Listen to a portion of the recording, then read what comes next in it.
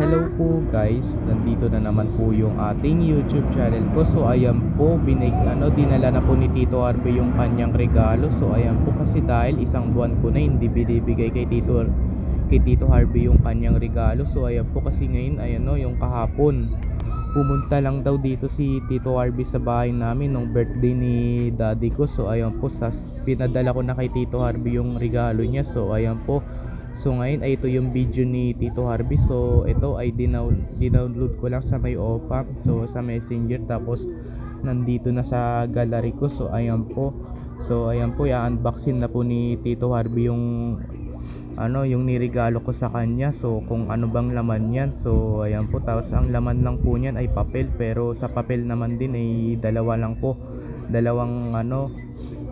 nakapalot sa papel. So ayan po, so anong laman rin daw sa papel, so ito panoorin mo to. Ayan na.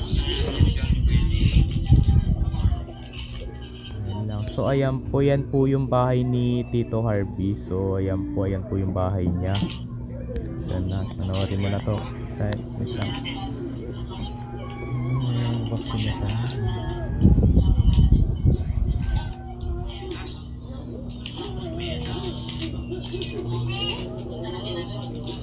Okay po.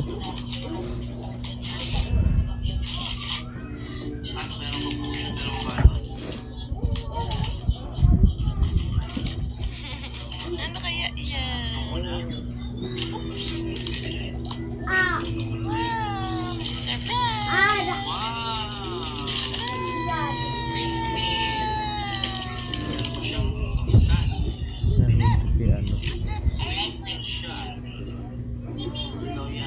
So ano rin pala, meron din kasing YouTube channel si Tito Harvey. So papakita ko sa inyo mamaya pagkatapos nito.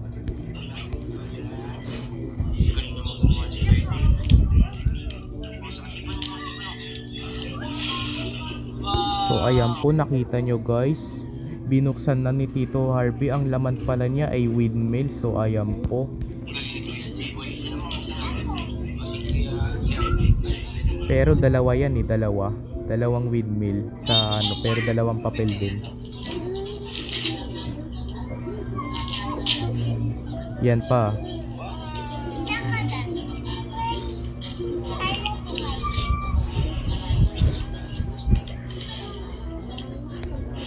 Ano sabihin? Say thank you. Thank you, Daddy. Ano sabihin? Ano sabihin? Ano sabihin? Say thank you, Daddy. Ano sabihin? Ano sabihin? Ano sabihin? Ano sabihin? Ano sabihin? Sabihin?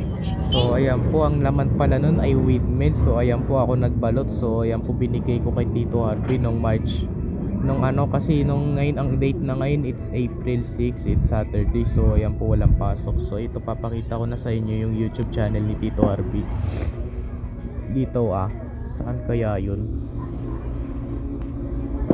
Yung YouTube channel ni Tito Harvey.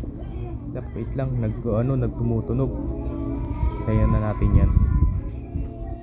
Saan kaya yun? Yung YouTube channel ni Tito Harvey.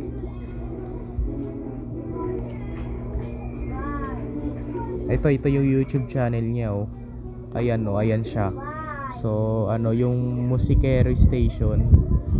So Musikero Station yung YouTube channel niya. So ito yung YouTube channel niya.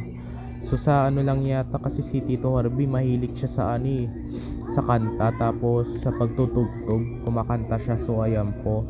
So ayan po guys, so dito na lang po tatapusin yung video vlog natin ngayon. So like and share and subscribe mo ko guys, para lagi kayo updated sa susunod kong video na in-upload. So ayan po, bye.